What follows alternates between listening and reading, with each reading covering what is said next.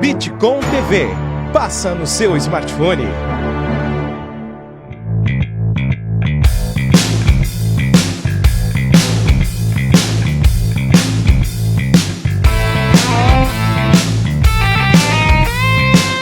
Alô galera, amigos, amigas, ouvintes e audiência do Cafeína Talk Show, estamos de volta com mais um programa para você. Nesta nova formatação temporária, em tempos de quarentena, em tempos de coronavírus, né? Cafeína para você, o Pato Donald ali, não se estresse, tome café, tome água, tome chá de camomila, tome calmantes, né? Mas sobreviva, temos que sobreviver e estamos juntos mais uma vez. É um prazer estar com você neste programa, né? Quero apresentar também aqui para você o senhor Wilson, né? O meu amigo da sobrevivência, né? Senhor Wilson, em tempos de quarentena necessária, estamos aí na luta, né, como artistas, como arteiros e como pessoas aí que preservam a própria vida e a vida dos outros. É um prazer estar conversando com você, começando mais uma edição do Cafeína Talk Show. E trazemos nesta edição aqui para falar conosco, né, a atriz do grupo UEBA, Produtos Notáveis, e também, né, a presidenta, como ela se intitula, do Conselho Municipal de Política Cultural de Caxias do Sul, Aline Zilli. Tudo bem, Aline? É um prazer ter você no programa. Olá, tudo bem? Tudo ótimo, muito bom, precisando de muita cafeína nesse período, né? É verdade, e também sabe que eu estava pensando hoje pela manhã um pouco cafeína e chá de camomila, né? Daí você vai equilibrando os níveis de ansiedade. Vai acionando conforme precisa, né? Se tá muito nervoso, vai pra camomila. Verdade. O Cafeína aqui sempre teve uma tradição das pessoas falarem sobre si, né? Então, nós temos aí um tempo de programa para falar sobre a tua história como artista e tal, mas não temos como deixar de falar da nossa realidade artística da cidade. Primeiro, conta um pouco da Aline Zilli, do Grupo EBA, como é que vocês estão aí? Ah, legal. Bom, eu, então, né, trabalho com teatro há 15 anos, desde sempre com o Grupo EBA, né? Inicialmente amadoramente, né, por curtir muito da arte e estar estudando, e depois profissionalmente, né, então com o Grupo EBA, há 15 anos a gente faz arte pública, arte de rua, teatro infantil, teatro adulto, leva, né, a nossa arte e o nome de Caxias por todo o Rio Grande do Sul, já são mais de 300 cidades do Rio Grande do Sul, já passamos por 14 estados do país, levando um pouquinho do nosso fazer teatral, né, seja com espetáculos de palhaçaria, ou as aventuras do Fuscavela, que é bastante conhecido também.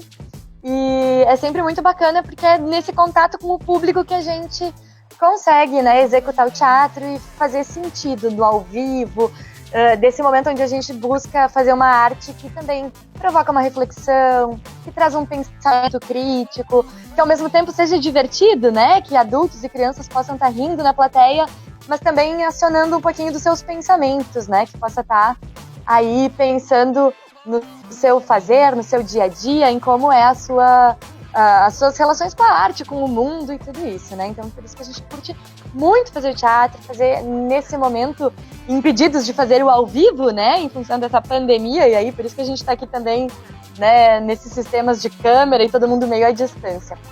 Mas um pouquinho da nossa história é isso, está atrelado com a literatura, com pesquisa teatral, com os escritos do Jonas Piccoli, né, seja os livros ou a dramaturgia do teatro. Então é um pouquinho essa nossa lida, nosso jeito de tentar fazer o mundo um lugar um pouco mais agradável, mais colorido, um lugar onde a gente possa se encontrar, né, também nesse fazer cultural. É verdade, o Jonas que já esteve aqui no Cafeína e está registrado, Cafeína com ele, né?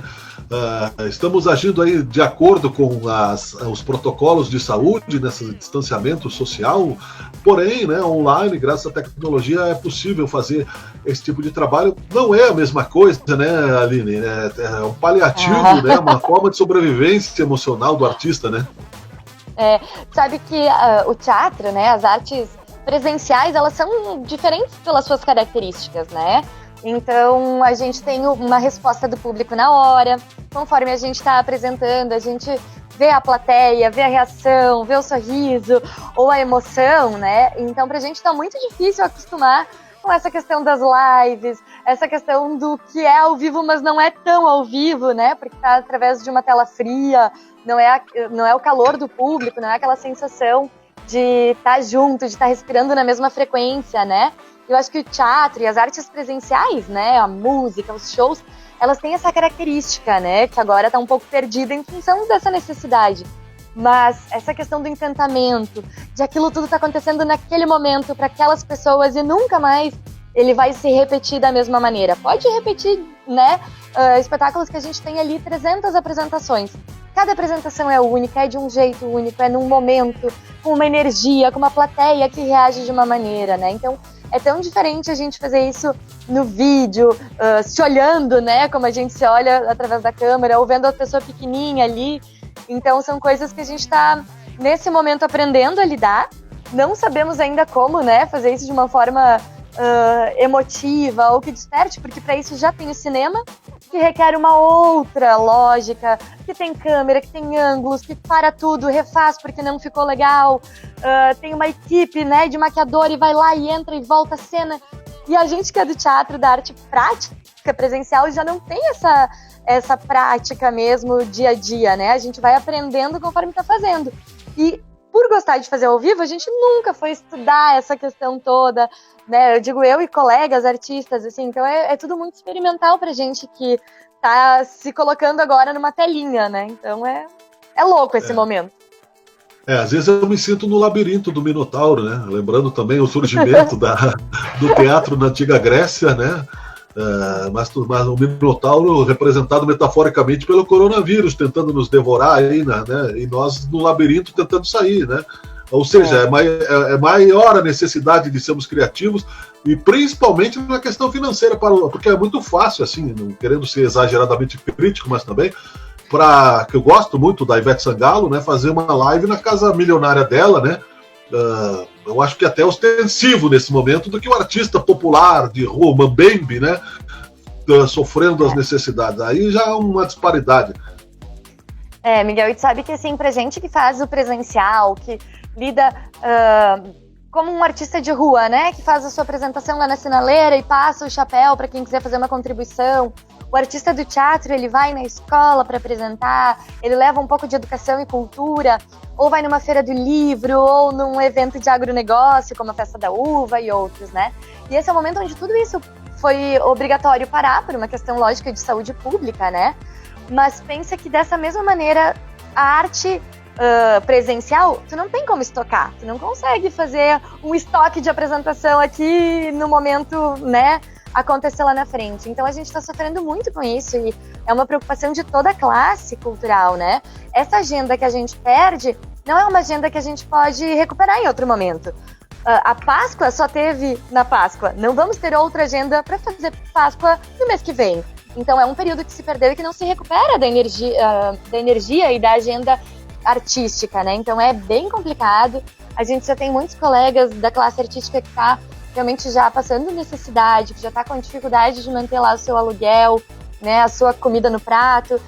Estamos sempre fazendo movimentos, né, e aí falando um pouquinho como questão do Conselho de Cultura, em prol de buscar o apoio e o aporte para isso, como tantos setores têm, né? As grandes indústrias conseguem lá postergar o seu imposto, conseguem não precisar pagar todos os seus funcionários ou não ter a sua folha, né, tão impactada, enfim. Nós, os artistas pequenos, não temos essas características, né? A gente não ganha esse apoio, esse incentivo de poder diminuir uma folha de pagamento. Nós não somos empresários nesse sentido. Então é bem complicado. E a gente tenta falar com a prefeitura para ter uma mobilização, para ter um aporte, um edital, algo que faça entrar um pouco de renda também, né? Mesmo que seja nessa relação à distância virtual. Mas a gente não tem conseguido êxito, né? Tá bem complicado. A gente tem uma campanha dos artistas do país inteiro chamando Cadê a Regina? Regina é secretária especial de cultura, né? Regina Duarte, famosa, que desapareceu, né? Poxa, ela é a representante desta classe para estar no governo lutando por um espaço assim como se tem investimento em saúde, em segurança, em educação. Precisamos também da arte, porque ela, inclusive pela ONU, né? ONU e OMS, ela é considerada um bem de necessidade primordial. Sem a arte, sem a cultura, sem o entretenimento, a gente adoece dar cuca, né? E aí não adianta a gente só não ter pego um coronavírus, a gente vai ficar debilitado das nossas faculdades mentais. Então é complicado quando a gente não tem esses aportes, né? Eu já sou debilitado, então não vou passar por esse problema, mas tu imagina se não fosse a arte em tempos de quarentena, inclusive, né, assim que ela surgiu, porque a pequena brincadeira, a historinha que você conta para o seu filho, tudo isso é arte também, né? A leitura que você faz, não é somente, né, a grande arte. Então é claro que nós temos aí todos esses desafios e o posterior disso, como a história será recontada artisticamente após a pandemia, também vai mudar, né, o paradigma do mundo. Mas, porém, com certeza, né, Aline, muda, né? a sensibilidade esse momento ela se tornou hipersensível, né? E é muito interessante porque as pessoas poderem assistir coisas na quarentena, ler, enfim, é o que eu acho que ainda mantém e resgata um pouco da humanidade que a gente pode ter, né? No momento onde as nossas relações afetivas estão todas distanciadas, é diferente a gente falar com os pais, com os amigos pela telinha do que tá numa confraternização junto, do que tá brincando junto. Então essa falta do afeto, da nossa relação próxima, né, física, e isso daí inclui teatro e outras artes, ela consegue ser um pouco suprida quando a gente consegue ouvir música, a gente consegue assistir uma série que mostra uma visão de mundo diferente da nossa, ou que valida as nossas sensações, as nossas visões de mundo, né? Quando a gente lê um livro, por exemplo, no início do ano eu estava lendo ensaios sobre a cegueira, né, do Saramago. Eu disse pro Jonas há pouco, assim, se eu soubesse que seria tão previsão dos próximos tempos, eu teria lido, ou não teria lido, né, porque ele é caótico, ele mostra esse caos social, essa ruptura de quando a gente não tem mais nada a perder. O que a gente faz? Como a gente é, né? Quando a gente não tem a visão, que é, no caso do Saramago, é isso, né? Para o público entender, as pessoas do nada ficam cegas e a partir do momento dessa cegueira temporária, ou né, cegueira branca, elas mudam as relações. Tu não sabe mais se alguém tá roubando a tua comida do teu prato, se tá chegando pra ti o incentivo que devia vir e alguém tá se atravessando, se tu tá sendo honesto, porque as relações mudaram.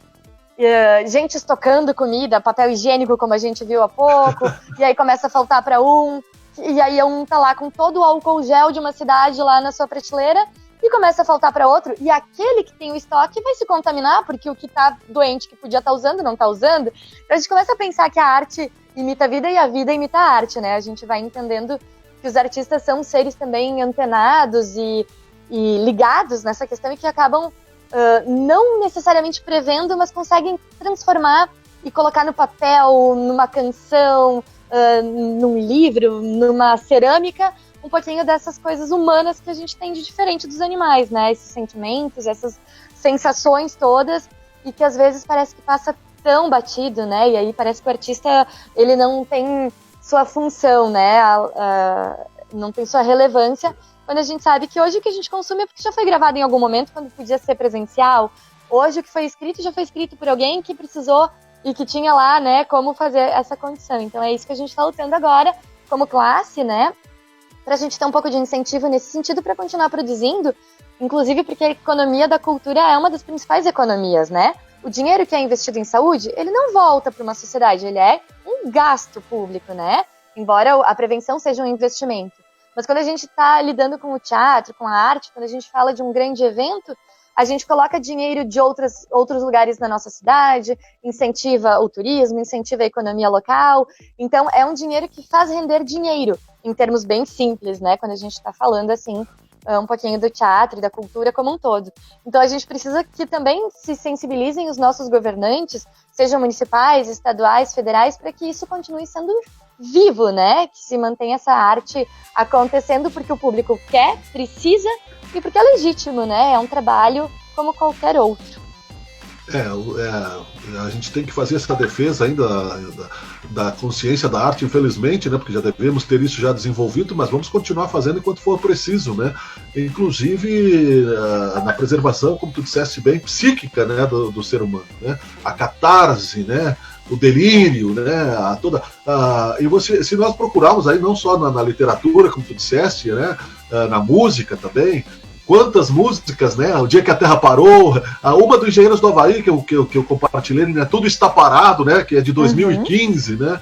E outras tantas, se você perceber a intuição dessa crítica social, nós somos realmente cegos, apesar de termos olhos, nós muitas vezes não temos espírito para ver, né? Que realmente, né, a cegueira social, como nós temos dito aí, né, e a função da arte é justamente essa crítica, né, Aline? De ver, por exemplo, ao mesmo tempo que nós estamos aqui conversando, que podemos conversar com o outro lado do planeta, com alta tecnologia, com grandes investimentos, você vai encontrar catador de papel na rua aí, puxando o carro de lixo como se fosse, né, um cidadão antes do Cristo, né? Então veja que essa disparidade eu acho que nós vamos ter que mudar a partir dessa pandemia, ou não, né? Não sei, mas algumas pessoas certamente que sim. E mudar, na verdade, assim, um pouco dessa sociedade de consumo, onde o ter é mais importante do que o viver, do que o ser, né?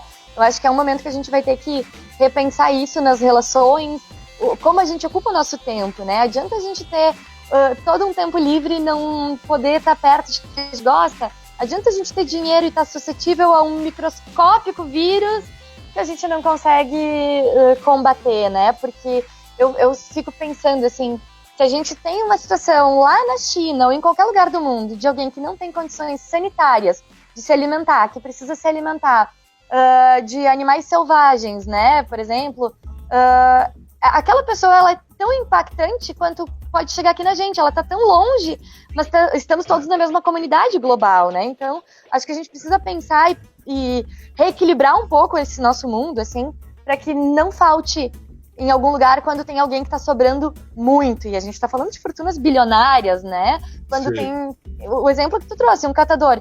Poxa, tem gente que está tirando a comida do lixo e tem gente que está jogando fora, né? Então, assim, a gente precisa buscar esse equilíbrio, ele é urgente, ele é uma questão de sobrevivência para a espécie humana, né? Se a gente pensar. E aí também é legal porque a gente conta através da arte, a gente conta a nossa história, a nossa vida. Então esse é um momento que vai ficar para a história marcado e provavelmente vai se fazer muita arte falando desse período, dessa situação, desses sentimentos que mudaram na nossa vida, né?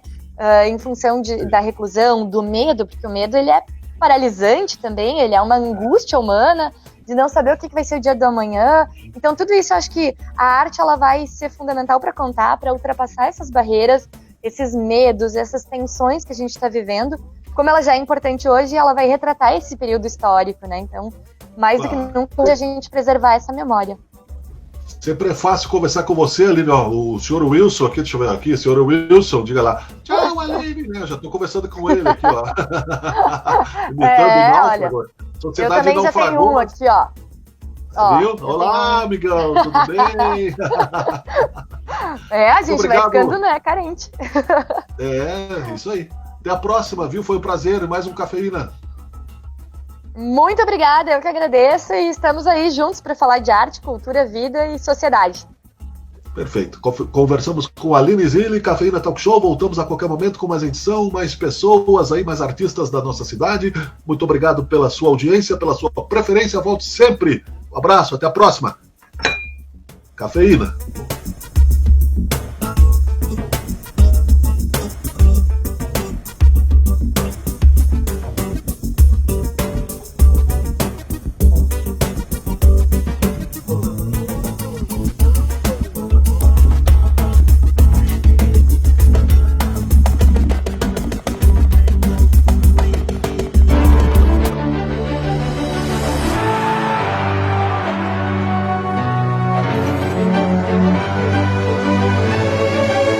Bitcom TV.